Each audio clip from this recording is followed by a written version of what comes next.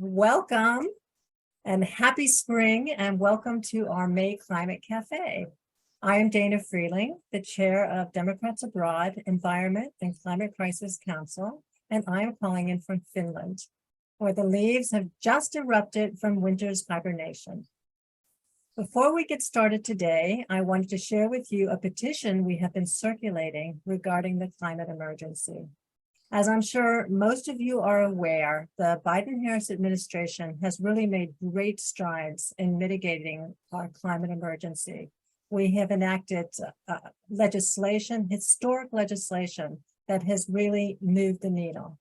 But it is not enough. We still must go further to arrest the consequential damage that's being done and reach our 2030 goals of keeping the temperature below 1.5 degrees above the 2007 levels. So Karen will put that in the chat for you. And if you haven't signed the petition, please do go there now. We'll be joining in with the DNC's climate emergency petition in September and delivering it to the White House. So thank you for your participation and making your voice heard. As I said, we are just delighted you are able to join us today for our May Climate Cafe. It's entitled The U.S. and China and the Race to Net Zero.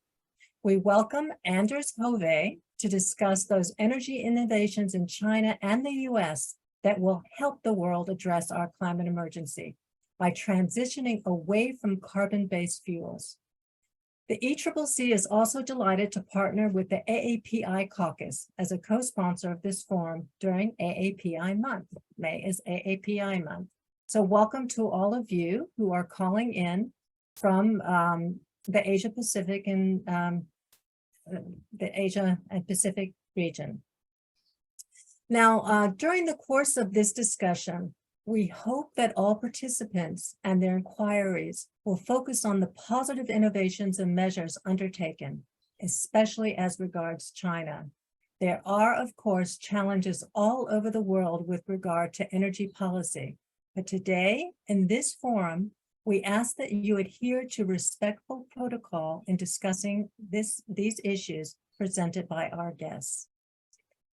Anders Hove is now a DA UK DPCA voting rep. He is a Montana voter and is currently living in the Oxford area. Anders is also currently a senior research fellow at the Oxford Institute for Energy Studies China Energy Program. He recently left Beijing, where he worked for 12 years. From 2018 to 2022, he served as project director at GIZ for the German Federal Ministry for Economic Affairs and Energy. It was funded by the Sino-German Energy Transition Project, while also serving as a non-resident fellow at Columbia University Center on Global Energy Policy and a fellow at the Oxford Institute for Energy Studies. He worked in Beijing from 2010 to 2022 and has more than 20 years of public and private sector experience related to energy policy and markets, including 9 years on Wall Street and 12 years in China. He began his career as an energy policy analyst with RAND Corporation in Washington, D.C., then performed equity research in the electric, utilities, and oil services sectors with Deutsche Bank and Jefferies and Company. In 2007 to 2009, Anders worked for the hedge fund Two Sigma Investments, looking at private equity investments in clean energy technologies and projects, particularly solar. That's good. I have lots of solar questions for you, Anders. Hove has both a Master of Science and a Bachelor of Science in Political Science from MIT, and he is a chartered financial analyst. He is the author of numerous reports and articles related to the energy sector in China. I know that Mr. Hove has unique insight into energy policy and implementation in China, and we are truly fortunate to have the opportunity to discuss with him today and learn more about the extraordinary potential of this country in concert with the U.S. in helping all nations reach net zero for the good of the planet. So, Anders, I give you the floor. Thank you very much. Thank you very much for the introduction. That's really kind, and I'm definitely very honored to be here talking remotely to all of you, and hope that we'll have some good discussion and good questions. I'm definitely looking forward to that. In today's talk, as you mentioned, I'm focusing on this topic of innovation, and I'm not necessarily going to present everything about the Chinese clean energy transition or carbon policy, climate policy. But I have written about a lot of different topics in other forums, so I'm just going to paste a couple links to a few other resources which can give that big background picture, which as I said, I'm not going to present everything today. But very recently, late last year, Columbia University and Oxford Institute for Energy Studies published the Guide to Chinese Climate Policy. It's just a very long book document. It's available for free on our website, and also if you must have a paper copy, it's also on Amazon for purchase at cost. That's the Guide to Chinese Climate Policy. What I'm going to be talking about is also a little bit has been published, and that is on our Oxford Institute for Energy Studies website. A lot of the content from what I'm going to discuss today is from a paper that I wrote together with some other scholars here at the Institute, entitled "The Software versus Hardware of the Chinese Energy Transition." So I'm pasting a link to that as well. And now, if it's okay, I'll share my screen.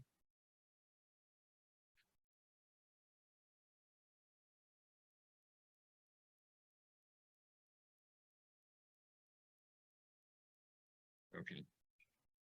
So here are a couple of headlines that relate to innovation in China. And I picked these because they're both from the last 1 month, and they really highlight that China is not just a clean technology leader in the sense that I think it's very commonly portrayed in the media, where we hear about domination by China of manufacturing or of installations of clean energy or deployment of clean energy. But also you can see from these headlines that China is also at the center of innovation in certain technologies. And this can be measured not just on the number of patents or the amount of money that's spent on research and development in clean energy technology, because those measures don't necessarily capture everything that we'd like to know about how important the innovation is, but also studies that look at how much innovation actually goes into final products and how central the innovations that take place in China are to the clean energy industry. Those type of analysis do show that China is at the center of innovation, especially in the fields of battery as well as solar energy technology. So China is not just a center of manufacturing for these fields. And from the American perspective, because I think we're all interested in that aspect, these headlines point to China as a contributor to resolving the climate challenge, but also as, to some extent, threatening, because the United States positioned itself as the leader of innovation in many of these fields and seeks to maintain that. So this is one framing that we commonly see. Now, another framing that I think we shouldn't just ignore, and I'm not going to talk about this in detail, but I think we should present it just in this one slide, which is that there are also constantly framings of China around whether China is acting as a bad actor on the climate and certainly is leading in the rollout of new coal plants. And this is a headline from The Guardian. And on the other hand, Chinese media are quite defensive about this topic and have labeled any type of coverage of China's expanding coal power plant fleet as China coal threat theory, or China climate threat theory. So, this idea of this framing is very present in our discussions about China. Now, in my presentation today, I'd like to add a few other narratives, the narratives that are not necessarily focused on China as a country per se, but rather think about how China plays a role in an ecosystem of technology innovation, and what are the technology characteristics that enabled China to be so successful at rolling out clean energy, as well as some aspects of institutional strengths and weaknesses from the software hardware paper, as well as how those strengths and weaknesses compare with other countries, especially the United States.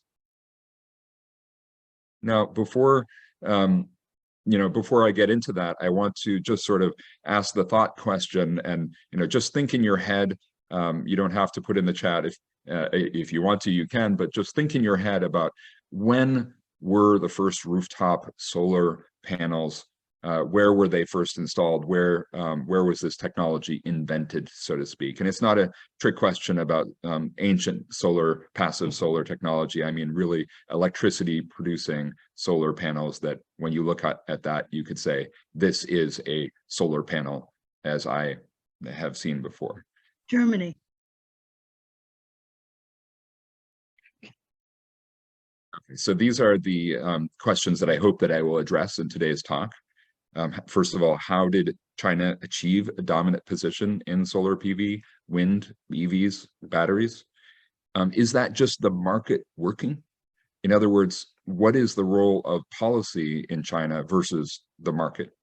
And related to that, is China just ahead on clean energy because of subsidies or state planning? Contrary to that, is it best to let the market choose the winning technologies, because surely companies and venture capitalists know better, maybe entrepreneurs know better which technologies offer the best prospects as compared to, say, academics or bureaucrats? Is it most effective to use state planning, policy incentives, or just put a price on carbon and then let the government get out of the way? I think that we need all of those answers, both in order to discover why China has become a leader, and also to determine what strategy the United States should be pursuing, or if we consider this as a race, which to some extent I don't agree with the race or challenge framing, but this is one framing that we often see, and I think that it's sometimes useful to consider in that way. And I don't want to hold the conclusions to the end, so I'm going to put forward a few ideas right here up front, which is that on the policy side, China has used a mixture of the supply push as well as demand pull technologies to advance clean energy over a period of over 2 decades. On the supply side, the government has definitely been aggressive over the years in putting forward technology roadmaps, lists of technologies that should be a focus for state-owned and private companies. As well, on the supply side, you have very aggressive spending on research and development, including from state labs that often partner with private sector or with SOEs, spinning off their technologies. As well, you have industrial policies, policy targets. You have as well trade restrictions, JV requirements for technology transfer. And then on the demand side, very long-term and fairly consistent policies to bring about increasing demand for clean energy. That includes purchase subsidies in some cases, the Clean Development Mechanism, which was an international program that helped the scaling up of wind power, especially in the first part of the current century. You had the feed-in tariff, which was very critical, no longer very important, but was very critical to scaling up wind and solar. Now, domestic purchase requirements, as well as clean energy quotas at the provincial level and also for SOEs. And then finally, at the local level and provincial level, very interesting policies to promote manufacturing clusters around clean energy. And I'm going to talk about this in, I hope, more detail. But beyond the policy, there is something to be said about the innovation ecosystem or environment for clean energy in China. First of all, China's energy sector is clearly dominated, much more so than in other countries, by the public sector and by state-owned enterprises, just across the board, whether you're talking about the grid or generation companies, or even other fields such as the automotive manufacturing sector. But you do in China nevertheless have private enterprise, you have startups, and oftentimes these are focused on innovation in product design, in products and component manufacturing, and also in manufacturing scale-up innovation. And those are parts of innovation we often don't talk about very much in the United States. And finally, in the innovation field, China is not just a national innovation system, but also it is part of the innovation system that exists globally in the fields of clean energy, but also it has characteristics of innovation that are determined partly by what sector we're talking about. And I'm going to explain what I mean there later in the presentation. And finally, the nature of the technologies really did seem to lend itself to China having an advantage. The modular nature of certain technologies like batteries and solar, the fact that these types of technologies lent themselves to having learning curves that could reduce the prices as they scaled up, and the fact that these technologies were sufficiently different from the incumbent technologies, fossil technologies, that enabled them to form a protected niche once policy came about to support that development. Oops. So I think these are some graphs which, if you've studied China's energy policy, you might be familiar with already, but basically China has had very consistent construction of wind and solar capacity, as well as wind and solar output over the past 1 decade, and even going before that. I didn't show all of the years going back to the first part of the century. And that continues to this day. And, you know, it's very interesting how both wind and solar, for the most part, no longer benefit from subsidized feed-in tariffs. Nevertheless, the capacity of both wind and solar is increasing at an exponential rate. In fact, increasing faster than the government targets call for it to increase. And its output is increasing even faster. So that seems to indicate that the locations and the overall efficiency of new clean energy technologies going into China are improving as well.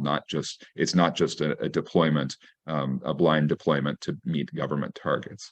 Total capacity wind and solar now over 700 gigawatts. That's more total capacity than the United States had when I started studying electricity sector over 20 years ago. China has about 40% of the world's wind capacity, about 37% of the world's solar capacity, also leads in hydropower, although hydropower is a little bit more constrained in terms of its future growth. I think it's very interesting to note that the overall total share of wind and solar is roughly the same in China, though, as the share in the United States, even though China's overall electricity capacity is much larger. The energy production from electricity is much larger, but the wind and solar share is roughly the same. And actually, in recent years, the US PV plus wind share has even grown more strongly in terms of that percentage increase. But nevertheless, that 2.2% annual increase in the wind and solar share is quite impressive, considering that in China, unlike the United States, the electricity production is increasing so strongly year on year. I'll give you as well the comparison between US and China in terms of both the primary energy mix and also the electricity generation mix. You can see obviously that coal, as you'd expect, both dominates the overall energy mix as well as the electricity generation mix. Coal is even more dominant there than in the overall energy sector. And that is much more coal dominated, obviously, in China than the United States, where we in the US have decreased coal and replaced it mostly with natural gas, or gas, I should say. And then as well, China has much more coal and a smaller share of oil in the energy sector. So when we think about electric vehicles, it's not quite as much a solution for that from an overall energy perspective as it would be if the United States electrified our transportation sector. Transportation is not as big a share in energy use in China. Industry is the main consumer, both for electricity and for overall energy. Now, what does rising renewable capacity and rising renewable share mean for the climate? Obviously, it's positive for the climate, but what do we need to reach in order to hit China's climate goals, or in order to reach the Paris Climate Agreement goals? It's difficult, obviously, to answer that question definitively. Here, I put the target of the government has established through the nationally determined contribution, which is 1,200 combined wind and solar gigawatts by 2030. China will definitely hit that far in advance based on its present construction, and there's a very low likelihood that any slowdown would take place in the wind and solar sector, or even if it did slow down moderately, it would still vastly exceed the government targets. what can we say about the 2050 or 2060 targets? I think that it's pretty clear that if we just set a steady state of wind and solar additions going through to 2050, we would be on track to hit the various different targets that different research bodies have used to project what China would need to reach in terms of renewable capacity to hit carbon neutrality by 2050. Now, China's NDC is to reach carbon neutrality by 2060. So this would actually take us there in advance of the official target. And that is, of course, renewables, wind and solar, those are for the power sector, but this is in the context of these same studies looking at the electrification of the economy, the decarbonization of the overall economy. And you can see that if you look at the different studies on the right, there are quite a few different views on how this would be achieved, how carbon neutrality would be achieved. So, I personally think the most middle of the road forecast is this Tsinghua ICCSD forecast, but I've also worked on the China Renewable Energy Outlook, China Energy Transition Outlook, as it's now known, which has more aggressive targets for renewables and less nuclear capacity in their forecast. And I think basically we would be on track. China would be on track to meet either of those two decarbonization scenarios with its build out. I mentioned just briefly the learning curves that clean energy technologies have. And I believe that we should acknowledge that China's scale up of manufacturing of wind and solar really were instrumental in achieving the cost reductions that have enabled these technologies to become economically viable worldwide, both in the advanced economies as well as in the developing world. Even in countries that are least developed countries, these technologies now are fully economically viable, provided that barriers can be removed. And that is a result of the nature of these technologies, but it is also a result of the scale up of manufacturing in China.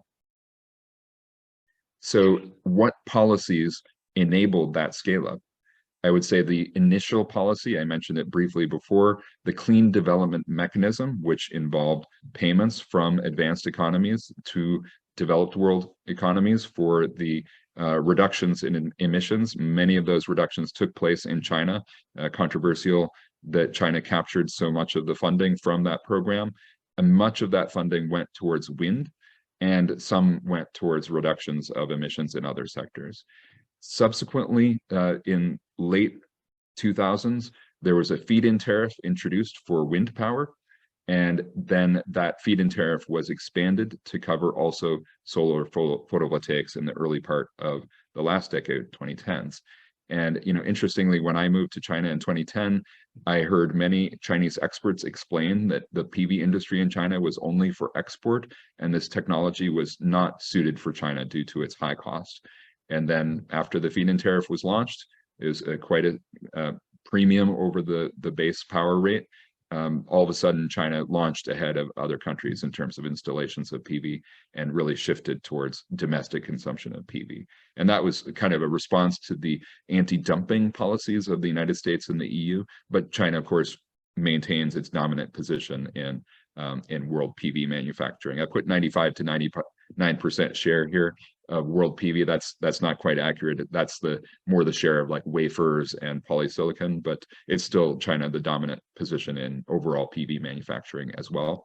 Interestingly, for wind power, China is mainly dominant only in its domestic market, where there are domestic content requirements, and the world wind market is much more diverse. So that shows it's not monolithic that China has to dominate all clean energy technologies. It does seem that the modular technologies, the smaller format, lighter weight technologies are more suited for manufacturing in China for export, as opposed to these large wind turbines or other types of energy technologies that we might imagine. So that is a good segue into my next topic, which is, so why China? Why didn't the United States dominate clean energy technology, or maybe Germany or Denmark or Japan or Korea? Why didn't large energy companies, incumbent energy firms, why wouldn't we have imagined, like if you said to somebody in 1980, who is going to be responsible for developing new energy technologies in the future economy in 2020, I think you would have said, well, probably it will be the large energy companies, or maybe it could be other technology companies, large technology companies. Maybe it could be AT&T or IBM, if we're thinking of 1980. The first rooftop solar panel was installed in New York City in 1884. This technology was a direct outgrowth of a major government infrastructure project, which was the transatlantic cable. People discovered that if you lifted the cable out of the water, there was a current that was produced by selenium once this cable was out of the water. And of course, in 1884, there was not a large demand for electricity, especially not a large demand for electricity during the daytime when solar panels can produce electricity. New York had about 10,000 electric lights. This was at the same time that Edison was installing his coal electricity generating plant in Lower Manhattan. And it's at the same time that there were the first hydropower plants being installed in New York State. So New York and New Jersey were kind of a cluster of innovation around energy technology at that time. Later, the first solar electricity production device was patented in New Jersey in the United States. So all of this was connected to kind of sharing of ideas around electricity, as well as a supply chain around electricity.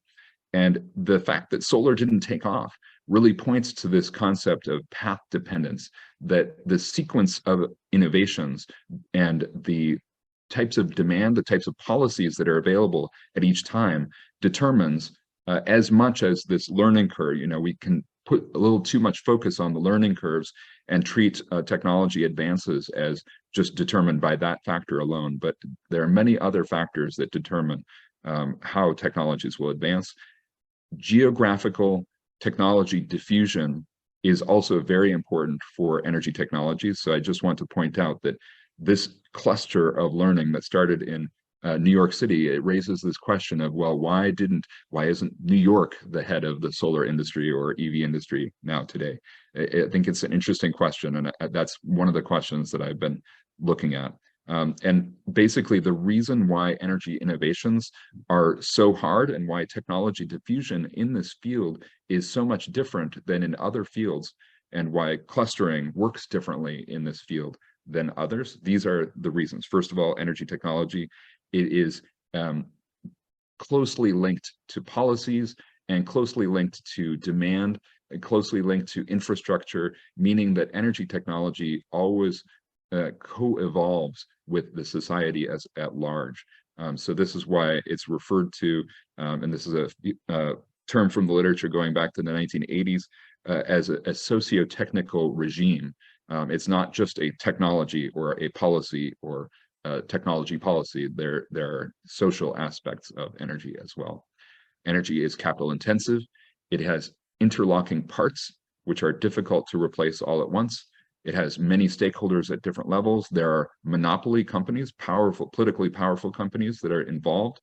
There are standards, regulations, and policies that determine what gets built.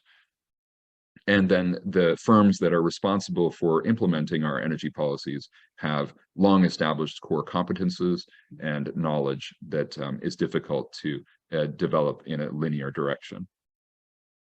Now, that's why it's so hard to change energy technology rapidly.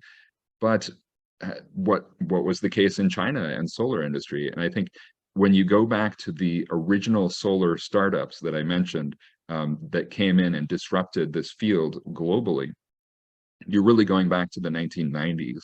And these are a few of the early stage companies: Trina, Yingli, LDK, and Jinke. These basically are not necessarily the leading firms now, but they were the powerful early stage. A few of them are still very important globally. And essentially all of these founders came from outside any field that was connected to electronics. They weren't involved in PV for space applications. They hadn't been involved in this field at all. So we see these founders as coming from making detergent, making cosmetics and water purification, making protective gloves for workers, making firefighting equipment, They started their companies in a variety of different geographical locations, so they weren't all in one cluster, and they weren't located next to any major sort of power generating company. And then when they were asked sort of why did they start this company, why did they think that this was a good field for them to invest in, because they largely invested their own money from their own prior business experience, they gave very general answers. You know, clean energy is the future, solar could improve the lives of millions.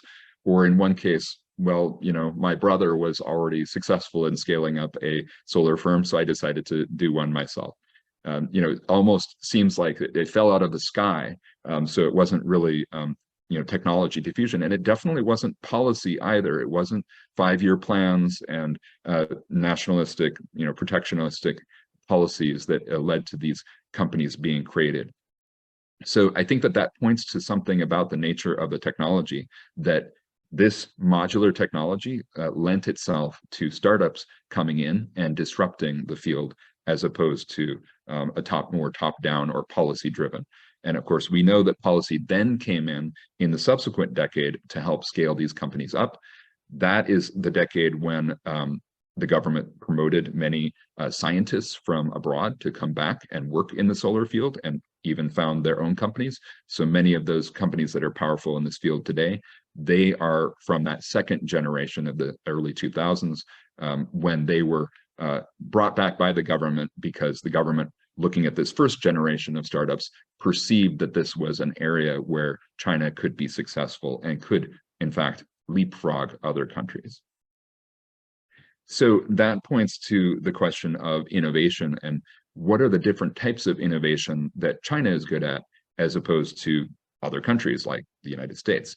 And I want to point to this book by Dan Bresnitz's Innovation in Real Places.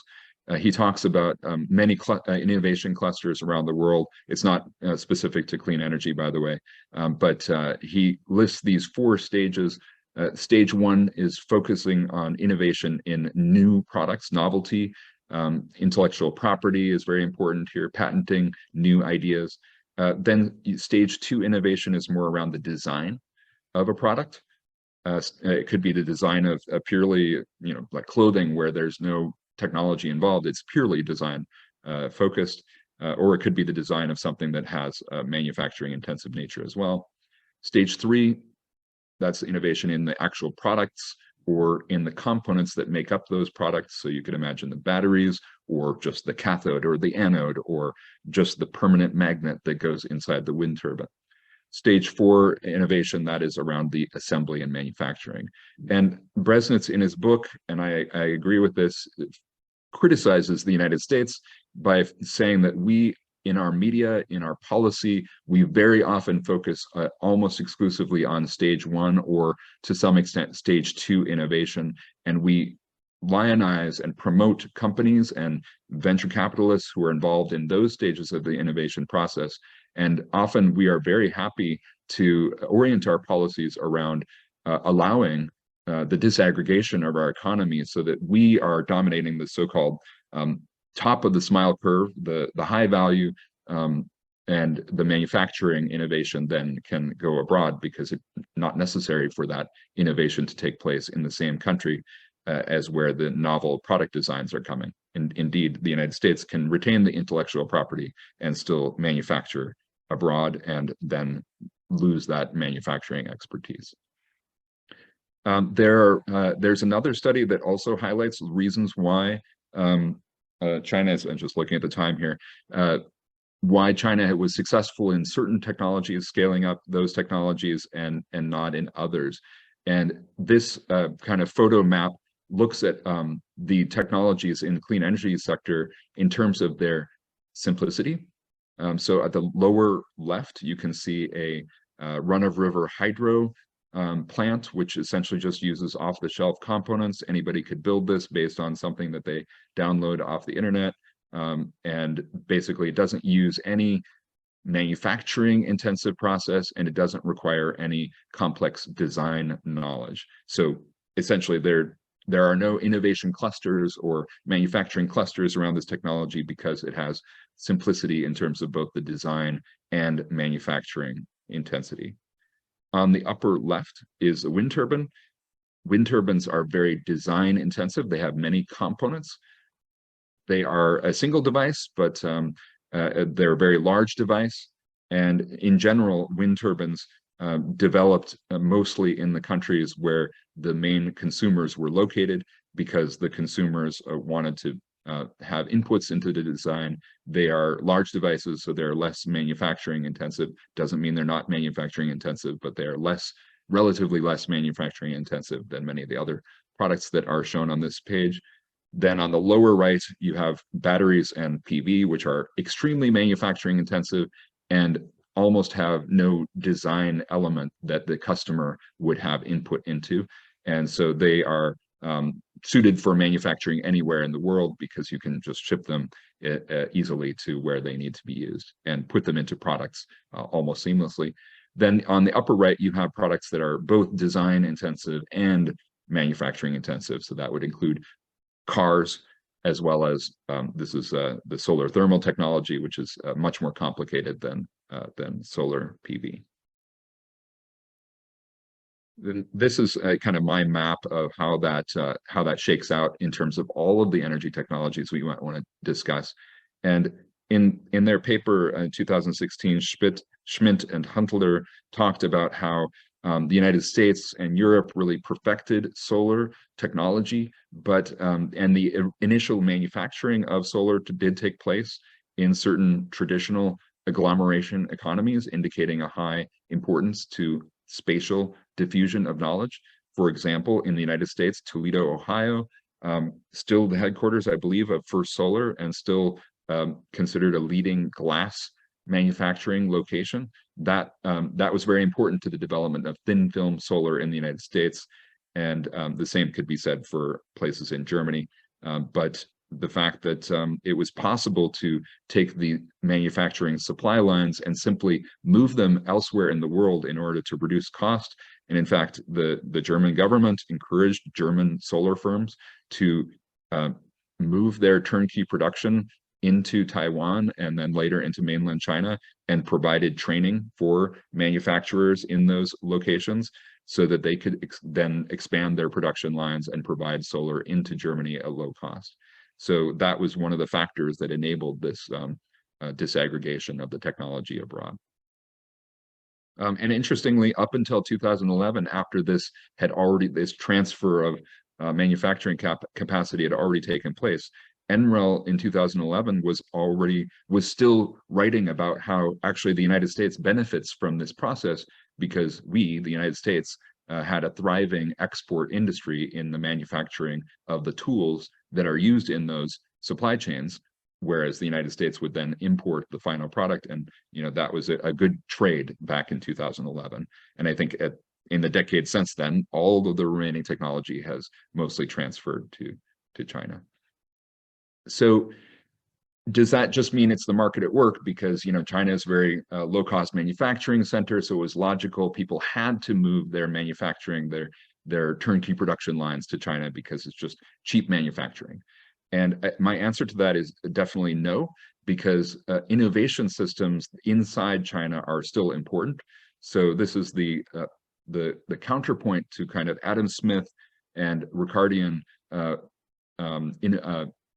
trade dynamics, which says that actually it's the national innovation systems can be very important to determining which countries specialize in which technologies. It's not just the productivity of labor and capital for each different type of good that determines where those locate.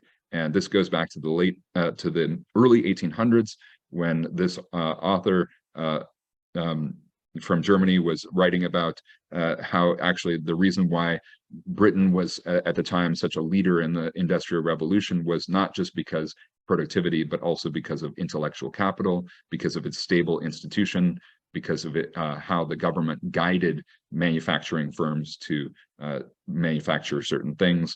And there are other factors here listed that show kind of why national innovation systems can promote some technologies and not others. I'd highlight this idea of legitimacy, that the government in countries can indicate through signals which technologies will be favored, and the private sector can then jump into those technologies. And that, when we look at China's innovation system. These are kind of like a few different indicators of what constitute a national innovation system or a technology innovation system in a country. Entrepreneurial activities, China does have those, even though energy sector has very powerful incumbents. China has a very strong system for research and development, for patenting, a large research and development workforce. There are as well very well developed knowledge networks for sharing information between government labs and private or SOE industry. There's very powerful guidance of search, the 5-year plan, government targets, catalogs of approved technologies. A lot of times the technologies move faster than these targets, and outside of China, we might tend to overemphasize those targets and say, well, the government just says, do this, and it just gets done. But I would say it's a little bit softer than that. It's not so much we should look at the targets, but we should look at them as kind of like a signal from the government. What will we consistently support in the future? Market formation, it's very critical that China, in the past 3 decades of development, the whole economic development model is focused on high capital investment infrastructure infrastructure spending by energy firms and other firms. And that has really helped scale up not just the deployment of clean energy in the last decade, but also the deployment of capital into the sector and helped scale up manufacturing in the sector. That kind of accounts for the reason why manufacturing in general is cheaper in China, not just those low labor costs. And and then you have the legitimacy aspect of the government in the past decade promoting clean energy technology, not just as a development strategy, but also on the issue of low carbon, that China is committed to addressing climate change as a national strategy from the very top. And so any company that opposes that, they cannot really gain legitimacy. They can pursue other strategies for advancing their interests, but they can't directly oppose that framing.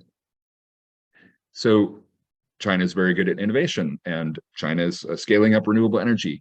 And so everything is working brilliantly, and no stopping it. I do want to put a few asterisks around that and say that there are definitely barriers to scaling up clean energy in China.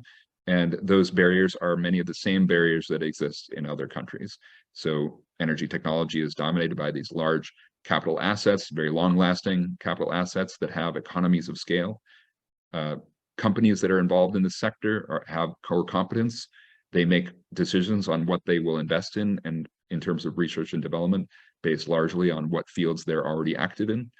Consumers, as well as the government, are used to certain types of technologies, and they might be reluctant to rely on newer technologies, such as variable renewable energy, which might be perceived as unreliable, or electric vehicles, which might be perceived as having their own problems. And the energy field has powerful monopolies. It's dependent on government standards. In China, the large state-owned enterprises really are responsible for working with the government to set those standards. So it's a much more powerful sector than even in the United States or Europe. And of course, government regulations. I put these 3 images here to indicate sort of like the history of why it's difficult for us to make an energy transition. And this goes back to the socio-technological change or socio-technical regime. 100 years ago, the British railway system was much less efficient than other countries, even though the technology for making railroads more efficient had existed already for 50 years. But the UK had a difficult time making the change, because you would have to change all the tracks and all the cars and all the locomotives at the same time. You couldn't just do one component at a time. And that is very similar in the energy field, although, of course, there are some modular technologies like solar and EVs that are possible to break in through niches and overcome that problem. As well, if you have a large plant, such as a nuclear plant, a coal plant, it has a 30-year lifetime, but in reality, that might be 60 years, because the plant just doesn't expire after 30 years and need replacement. All of a sudden, each component individually breaks down, and you can replace those one by one. And essentially, you have a new plant, even though the whole thing is an old design. And companies, whether they're state-owned or private, they often favor this because it enables them to erect barriers to entry. And I think that that's part of the reason for battery swap being very prominent in China going back already to 2010. There was efforts by the state grid to prevent companies from manufacturing electric vehicles with batteries that could be recharged. State grid argued that this would be bad for the grid and that it should own the batteries and be responsible for charging them at centralized stations, and then they would just be inserted into vehicles, all of which would have to be standardized around the state grid battery design. And you can see on the bottom the state grid battery swap station in 2011. And still today, companies like NIO hope that this would be the model in the future. I'm not saying that that's a bad model or it's wrong. I'm just saying that this is a little bit more of a difficult regime to change if that became the dominant regime. So depending on what technology is chosen, change can be fast or slow. Monopolies, very powerful in China, even though we don't have lobbying in China as we do maybe in the United States, but we do still have very powerful state-owned companies that are really setting policy.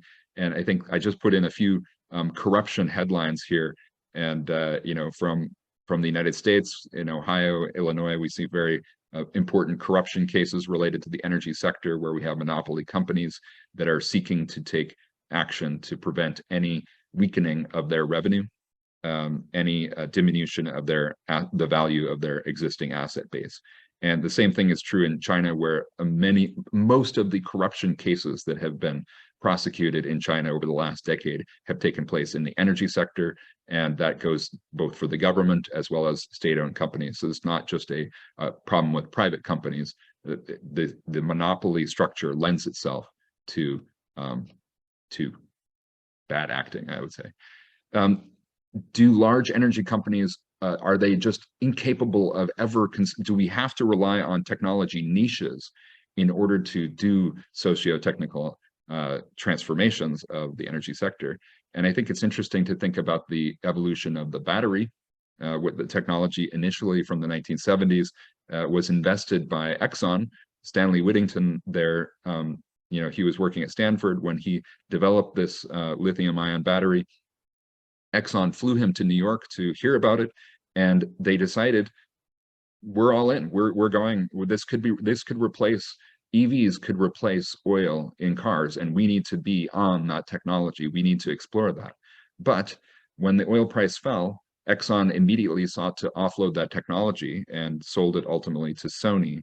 And that's how we got the lithium-ion battery, is by Sony developing the technology.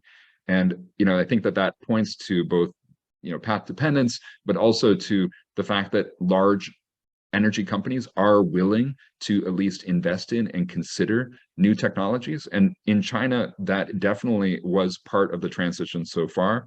Most of the solar and wind deployment has taken place at subsidiaries of the large state-owned generation companies.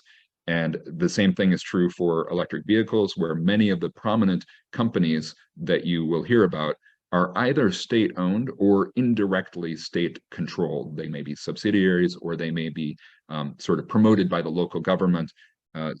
So I think that this is not saying that the existing incumbents are always totally blocking progress on clean energy, but often they have a difficult time committing to that change. And this, again, goes true for both SOEs and large private energy companies. They have core competence. They are staffed by people who are familiar with the older technologies. They are reluctant to take any action that would reduce the value of their existing asset base.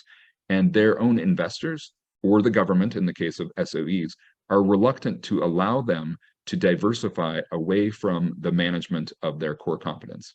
So in Wall Street, we have the Wall Street rule that says if you don't like a company, you should sell the stock. You should not want your companies to diversify. You should want them to specialize. So that's how you get bankrupt coal companies deciding to get out of bankruptcy and stay in coal instead of diversifying into solar. And that's very true in state-owned enterprises as well. The government has told state enterprises they need to focus on managing their pipelines, or managing their oil assets, or managing their coal assets more effectively, and has kind of tried to block them from investing in cleaner energy technologies. And you see this very clearly in the strategies of those companies as well, that China is very much interested in building up these clean energy bases, as opposed to distributed energy, which is cheaper and located near the customer and perhaps better for reliability. Clean energy bases enable more monopolistic state-owned structure where you have these very high voltage power lines and you're just sending power in one direction to the consumer. And often the clean energy bases have to have new coal plants as well. So you get more value for your existing assets and you get to build new coal plant assets to manage and run for many decades. And so you have this tension in China between the central government, which promotes a more flexible energy revolution, while at the same time being composed of state-owned enterprises that promote coal, promote energy bases, high voltage transmission lines. And it's basically a constant back and forth between arguments that China should focus on very large coal plants and very large energy bases versus the central government often pushing back and saying, no, we have to do everything. We have to be innovative on the design of our market, not just on the technology we adopt. Carbon markets have played almost no role in developing the energy transition in China. You will hear sometimes that China has the world's largest carbon market, but it's a very thinly traded market. On some days, anybody of us on the call could, with a few $100s, constitute the whole carbon market of China, because trading is so rare and so low volume, tends to take place only at the end of the year or around dates when the government states what the target for this year would be. The government tends to treat the carbon market as it exists now only as a way for monitoring and regulating the efficiency of currently existing coal plants. And it seems to be that the market is not just oversupplied, but it's an intensity-based market that enables the coal generators to meet those intensity targets by essentially just trading within their own companies. They don't even have to trade with other companies. They can simply boost the overall level of their coal fleet efficiency, and then they have been in compliance. And there might be just trading that's almost not really trading, just trading within my own company entity. But even beyond that, I think that now worldwide, political scientists, political economy authors are showing that the political economy of carbon markets tends to lag technology, whereas in the 1980s and 90s, people saw carbon markets as key towards developing technology that could enable Exxon to reduce its emissions. I think now we understand that carbon prices are politicians will only raise carbon prices when they see a viable technology exists to enable that price not to be passed on to consumers. And as well, carbon market, the whole concept was not necessarily designed with zero carbon in mind. It's hard to imagine exactly what carbon price you would need in order to achieve carbon neutrality. That is certainly not on the boards in China for carbon price to play a major role in achieving carbon neutrality. I wouldn't see any development in the next few years in the carbon market that would, even if the carbon market expanded beyond the coal power sector, I would anticipate that it would remain a market in which essentially each large SOE participating mainly trades within sector and mainly trades within their own province and mainly trades within their own corporate structure, as opposed to really transferring wealth towards lower emitting sectors or easier to abate sectors from hard to abate sectors. I think that it will remain a very managed market, which has, again, almost no impact on reducing emissions. So just to review, there's both US and China have a variety of different policies on the boards. We have supply push, we have demand pull, and I think that the United States, very much in the Inflation Reduction Act, is trying to do both of those. I'm really watching the Loan Office and what they're doing in terms of promoting new technologies, investing in risky new technologies. But of course, I'm also looking at those the ways the Biden administration is boosting demand for wind, solar, electric vehicles, and other carbon reduction technologies. And boosting investment in infrastructure overall. Before the IRA, the infrastructure bill, that's very clearly going to have an impact on clean energy technology, and that's definitely needed in order to catch up on clean energy deployment. So China is ahead in some ways, but not necessarily all. There are various factors which prevent the market from delivering efficient solutions to the clean energy transition. I discussed path dependence, innovation systems, technology lock-in, regime resistance, and these exist in all countries. So we shouldn't mythologize state planning in China or China's manufacturing scale-up as being sort of inevitable and not facing any resistance. That exists in China as well. And carbon prices in China not likely to be any factor in this innovation in clean energy, in my view, at least for this decade. So yeah, I think that I wanted to give you a few references if you want to read more about some of these ideas that I presented just very briefly. And I'm happy to share this slide later if there's interest. Thank you so much, Anders. And we will provide this slide deck with your permission on the event page. What an extraordinary presentation. It's so dense, so much to take in, so very interesting. I will be opening up the floor for questions to you. And we already started making a queue. If you would like to ask a question, please write * hand up in the chat. But I would like to start off, and then I'm going to get out of the way and try to help navigate the queue a little bit. But going back to the initial premise of your talk, innovation and competition between the two countries. I like the example that you gave of the innovations that the US made in ion lithium batteries, and then they sold to the Japanese.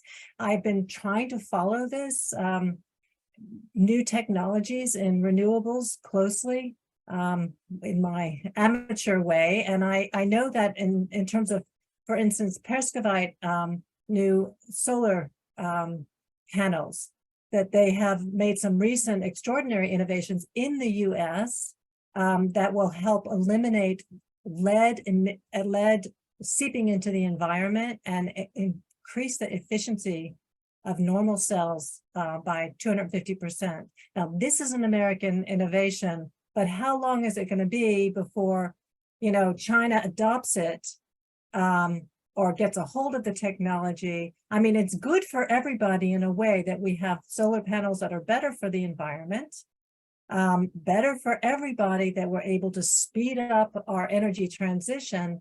But how do we keep our intellectual property? How do we keep the race and the competition friendly and legal? The technology that you're referring to is the perovskite solar materials, which is Exactly. a class of materials that, generally speaking, the cheapest way of encapsulating these materials relates to lead. And you can substitute the lead, but then it's more expensive or less efficient. So there are various different ways. So yeah, now they have the layers going in that creates this. And you can use perovskites to put them on top in tandem solar cells with other conventional technologies. So I've been excited about perovskites for many years. It's always over the horizon. I think that it probably will happen at some point, but with any technology that's exciting, including the ones that I showed at the first page of the presentation, I always have a wait and see attitude. It may be that they capture just a part of the market, and that's great. That helps reduce costs. Or it may become that they're the dominant technology, but most often it turns out that they end up at such a small level, or they just never get out of the lab. And that so far has been the case for perovskite technology. I would say China is very heavily involved, heavily invested in perovskite technology. Many of the papers that you see are coming out of China as well, or the papers that are coming out of US universities, you would see that there's Chinese companies that are involved. Not just Chinese names, but Chinese companies that are involved in that research. And I think that points to how, first of all, China is central. Patent analysis shows that the patents in solar that are cited, a lot of patents that are registered in China are never actually used or enforced or deployed in any technology.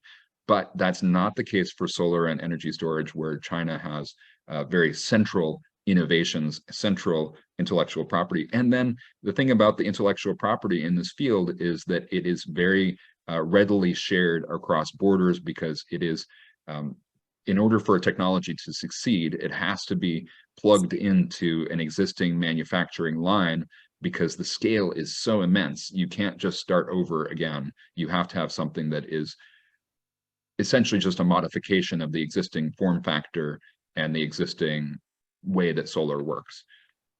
Thank you. So Thank you. we're not moving to dish technology, for example. Yeah. And I'm sure of that, but I was just interested in the competitive aspect of it, and whether you're taking technologies but I know there's a line of a leader.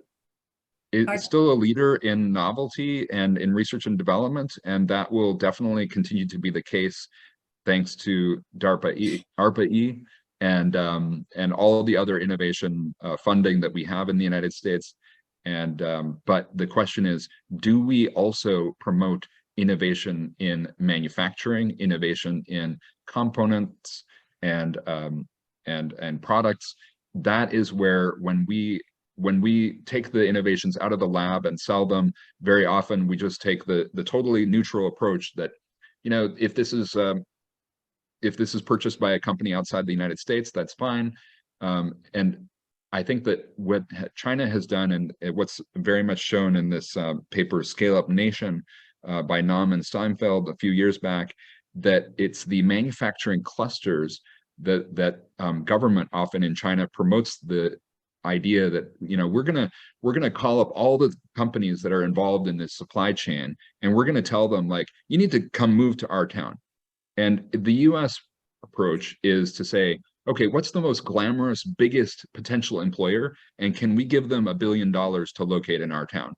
But if you're a small fry who's just an upstream supplier, well, they can be in China, because who cares about them? They're probably not employing that many people. We have globalization, so who cares where your upstream comes from? So by locating everything in one cluster, then you get not only lower cost, which is important, but you do get that innovation cluster as well. Innovation, not in R&D, not in, you know, can we reduce the cost by 90% in one fell swoop, but can we reduce the cost by 5% by just doing this one little thing that's better, and we don't even need to patent that because it's just our know-how, and you know, everybody else is just going to figure that out in a year anyway, so who cares? That's the type of innovation we need to work harder at. And I would again go back to this book, Innovation in Real Places, to point out, you know, kind of our US weaknesses in this field.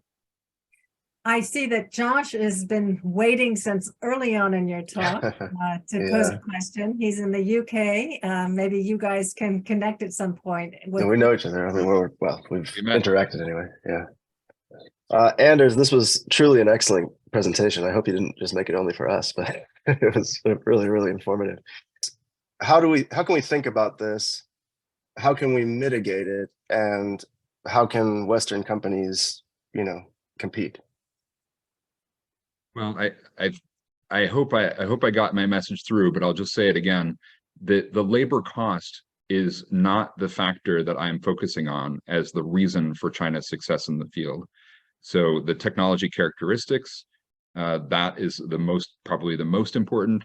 The second most important is the innovation that takes place in China, especially the types of innovation, the clustering of innovation, and then of course the government policies around both supply push, demand pull, I mentioned. And in terms of the solar manufacturing, I'd say that the PV panels, that's the actual product that you would put on your rooftop, that is actually clustered in the East Coast, the high technology, high cost provinces, because they have the supply chain around the electronics. And you know, those initial founders, they were also in those East Coast provinces. Those were the provinces that have just great expertise at scaling up manufacturing and meeting the quality requirements of international markets. And the the manufacturing of polysilicon that goes into solar, this benefits not from cheap labor. In fact, labor is almost unimportant for the manufacturing of polysilicon. For making polysilicon, what you really want is very cheap electricity. And so that is why it's located mostly in Western China. There's really not that much labor involved in creating polysilicon. It's just where can we get the cheapest possible electricity from coal? So it's not a good story there, but it's not. Yeah, it's a little bit different and from what we talked about. But yeah, in terms of how can we compete there again, I'd say because labor is not the main factor in driving the manufacturing of clean energy in China, it is the whole ecosystem around innovation, policy, and manufacturing. That is where we need to do better in other countries, and I believe that will happen, not just because I'm optimistic by nature, but also I believe that the same characteristics of the technologies that enabled their manufacturing to shift to China when China had the best policies, then I think those same technology characteristics will ultimately enable them to be manufactured in many parts of the world, because it's not going to be possible to exclude other countries, just as it very rapidly scaled up in China, and just as those innovation clusters were developed in China, I think that those will also come to other countries, and I think that's already well underway. And I think that the policies that we have in the United States, if we can keep those policies in place, and if states can build upon those policies, which I think will happen as well, then I'm optimistic. Thanks very much. All right, our next question is from Bruce. Thanks, ECCC, for this great event, and also Anders for a wealth of insight. I'm laser focused on what we need to do in China and everywhere to succeed with those goals for 2030. I've learned recently that in Austria, it scaled up with hydroelectric after World War II, to the point where in the middle of the 1950s, it had the ability to cover all of its energy needs just with hydroelectric power. However, as the Austrian economy ramped up and the desire for more electricity ramped up, hydroelectric couldn't keep pace. Fast forward to today, China is really ramping up with solar, wind, renewable energy. At the same time, it seems as though the Chinese desire, and this is true in many other developed countries too, desire for energy is ramping up faster. So it's hard to keep up. And if we're thinking about what we can do to be successful in China and elsewhere, just in that short term to 2030, where there's so much at stake, does that mean that we also have to focus on somehow scaling down a little bit our need for ever more energy? Well, I certainly agree with you, both from a global perspective and for China in specific. And when we talk about energy, including in my talk today, too often we only focus on the supply side and we don't think about the demand side. I have made the argument in the software and hardware paper that China, even as it's uniquely well positioned to scale up these technologies on the supply side, the United States, Europe, other countries have unique advantages in innovation on the demand side and in integrating these, for example, variable renewable energy, which needs to be integrated on the demand side, because that is the cheapest way to integrate variable renewable energy, is to have potentially batteries, yes, but also to have demand side that is flexible, so you can really reduce your cost of integrating renewables by reducing the need for backup power or storage. So, but in terms of reducing demand or moderating demand, that is always way before climate policy was a thing in China. There have been various policies to control energy demand growth, and energy demand growth has been at the same time a big indicator of the development of the country and society. It's hard to say how that's going to evolve in China right now. A major reform of the last couple of years was to say that if you, so provinces and companies have quotas on energy consumption in China. And recently the government has said, you know, we are going to liberalize this in the sense that if you are adding renewable energy, you can get out of your energy quota. You may have heard that there are sometimes power outages at the end of the year when provinces have exceeded their energy quota. The just solution, lights are off for your factory for the last few weeks of the year, sorry. And that's not an economically efficient solution. Nobody in the government of China says it is, but that is the last ditch alternative when there's not a more comprehensive economic market-based solution to bring about energy conservation. And so I think that it's an area where China has policies, but a lot of times those policies, unlike the targets in renewable energy, when there are targets set in this field, often those targets have not been met, or they have been met only by brute force methods, like I mentioned. So And clearly they have demand all side. power. Hmm. And they have all power, so they can do it. Yeah, there is something called orderly consumption rules, and you might compare that to sort of rolling blackouts in the United States terminology. But yeah, orderly consumption rules would say, well, we have a list, and we decided which places should be cut off first because they're the most interruptible. So yes, we can do a contract with you. So by the way, in the 5-year plan, the 14th 5-year plan for 2025, there is a target for how much demand response contracting there should be, which should be 5% of electricity demand. That's probably not very aggressive. And of course, those are people who are signing up to get a small payment in exchange for being willing to cut power. After those people's power are cut. This from Shanghai remarks that she says we do have sector shutdowns during, say, the hottest weeks of the year as well. But I want to move on now to Keith is waiting in the queue, and I know lots of people have questions, and we don't have that much time. So let's hear from Keith. Hi, it's I just also want to say this was a really, really informative presentation, and your discussion about sector organization and concentration of manufacturing lends to my question, which is about the automotive industry. I follow the EV automotive revolution very, very closely. And in particular, one thing that I've done while watching the markets is watched how traditional US automotive, along with groups like Tesla and other American EV manufacturers, compete against the Chinese EV automotive.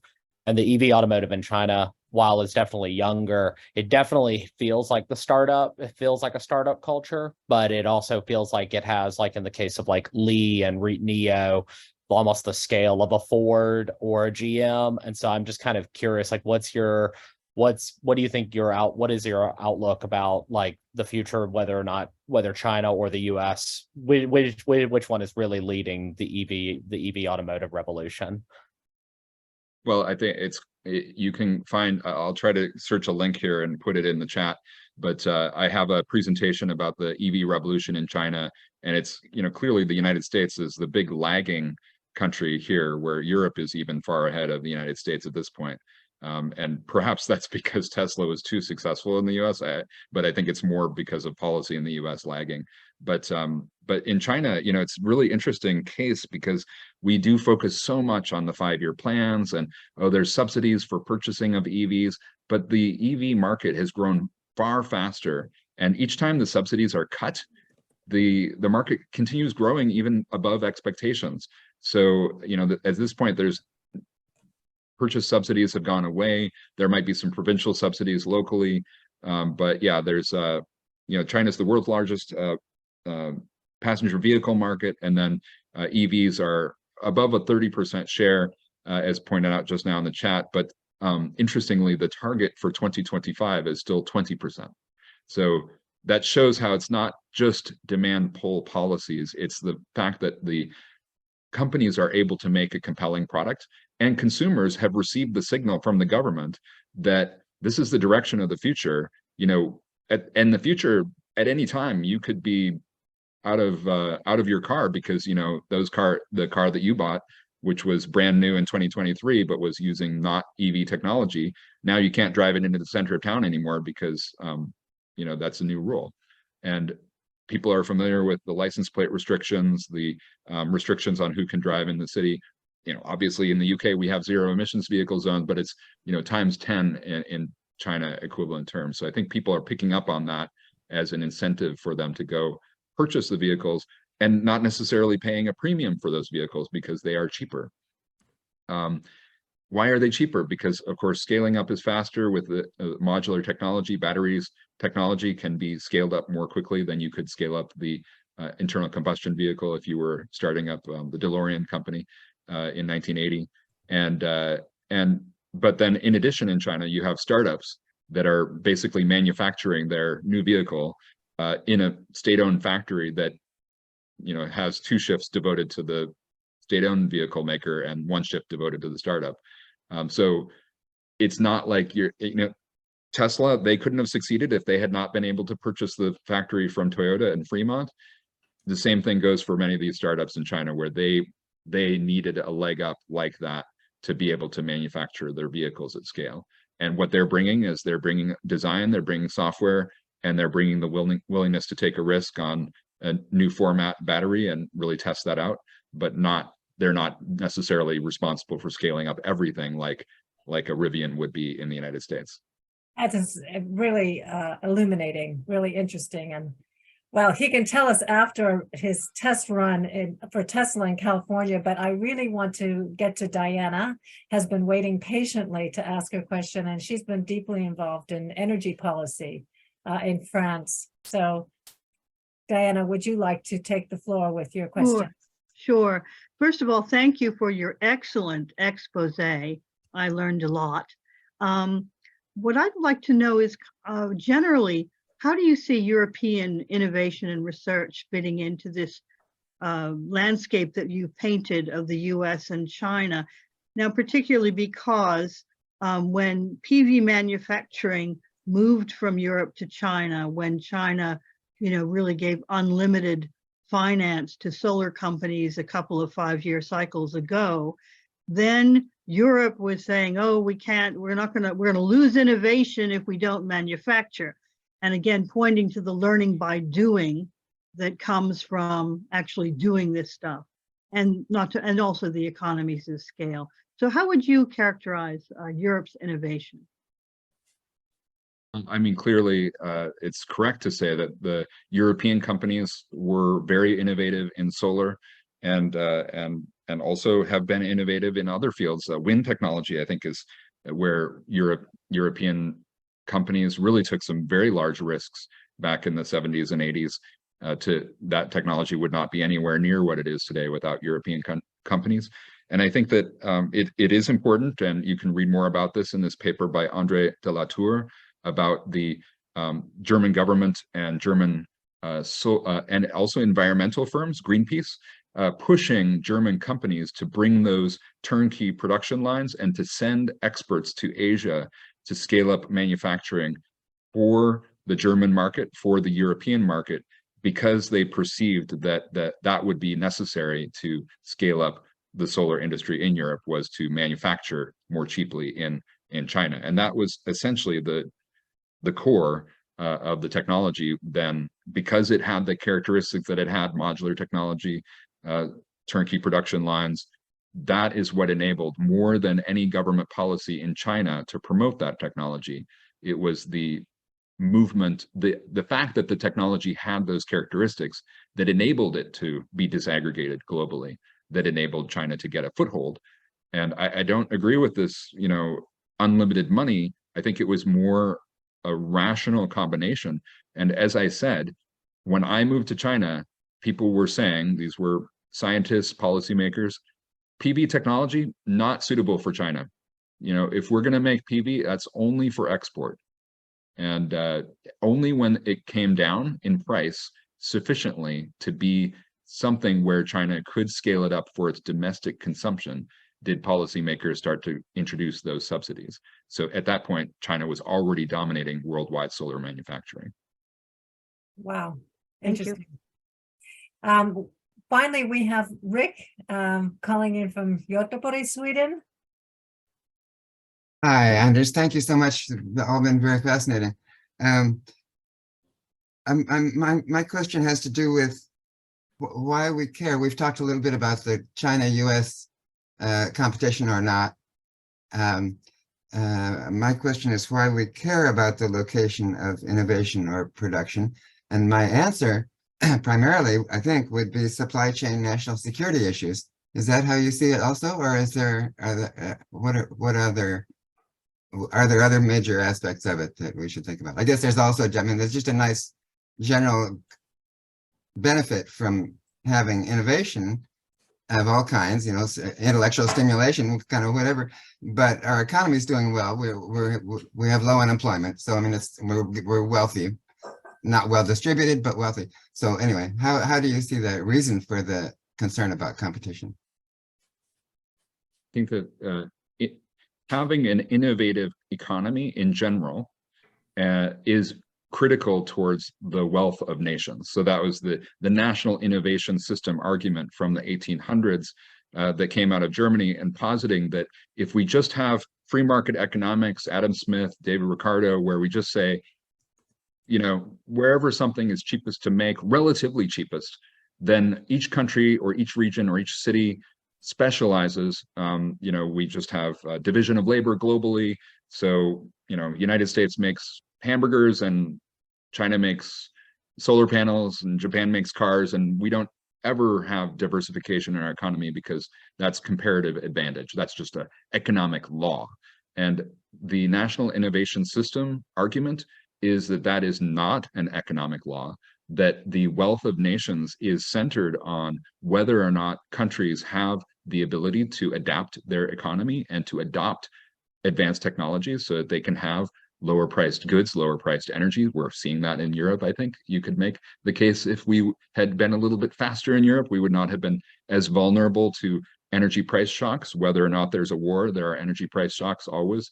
And so having an innovative economy leads to employment, and it's not just employment at the upper edge of the supply of the smile curve, where you think, oh, it's R&D scientists and engineers in Silicon Valley. That is the way the United States has done innovation, that tends to make innovation a very, let's say, a rarefied field that only a few can aspire to.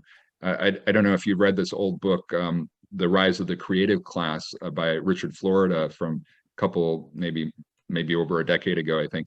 You know, he talks about how in his family in New Jersey, he had some uncles and they were all working in the tool and die factory, and how innovative they were in creating new products, new designs for manufacturing. And, you know, none of those people were, that in his family, I mean, that he was talking about, that they were not college educated, but they were highly innovative. And that is a part of our economy that we've ignored for, I think, too long. And that means that when we have a supply chain, you know, you have this story from a few years back about Apple not being able to get screws from the United States. And so that's, you know, supply chain vulnerability during COVID, you know, related to the fact that we don't have the supply chain innovation to make even, you know, some detergent quickly. So it's about overall resilience, not just national security. I think that's too narrow.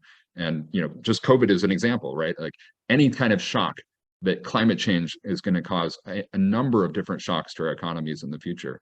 How do we have a resilient economy if we don't have innovation on our whole supply chain, instead of just having VCs that fund companies that disaggregate their production and sell their IP wherever they feel it's most valuable? What an amazing response to a difficult question, Anders.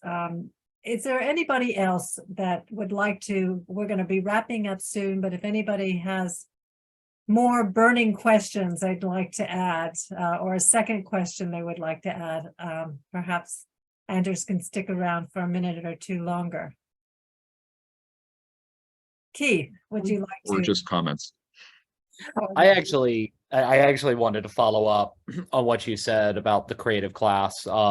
That book, again, that, as I mentioned in the chat, that book changed the way that I thought about collaboration and what we thought of as education.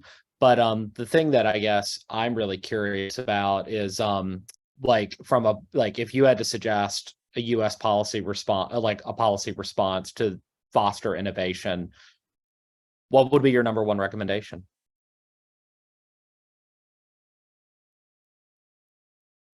Well, I think that,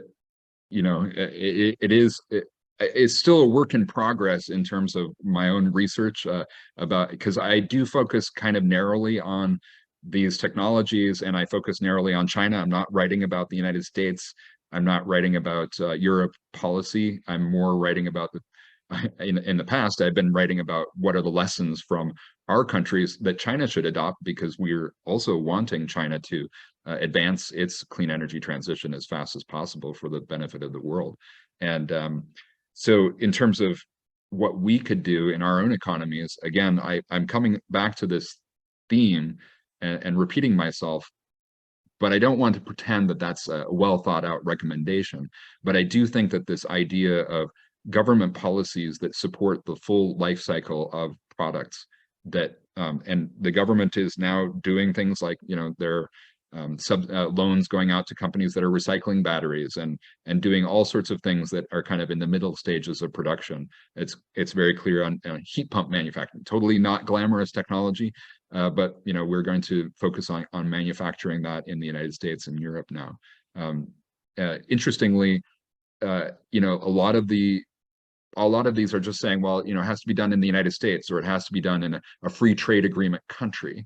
And the localities that could benefit from these technologies, a lot of times they're just looking for the biggest company to come locate in their area. They're not looking at that whole supply chain. And part of it is political, right? That we know that a lot of the places that are benefiting from the Inflation Reduction Act or the infrastructure bill, those are places just spread around the country that many times their leaders don't want to highlight that they're promoting the clean energy transition. So they're not willing to give those policy signals that an industry kind of needs to be able to scale up. I mean, it's no coincidence that Tesla started in California.